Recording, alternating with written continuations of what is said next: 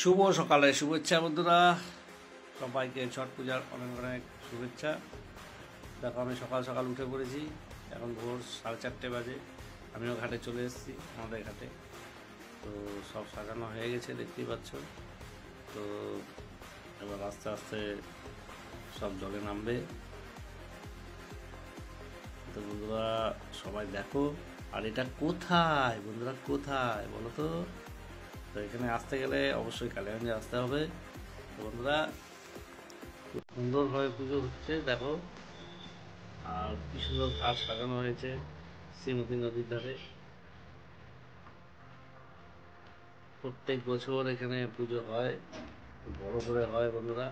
তো যারা যারা দেখোনি তো অবশ্যই দেখো ভিডিওটা একটু লং হলো বন্ধুরা।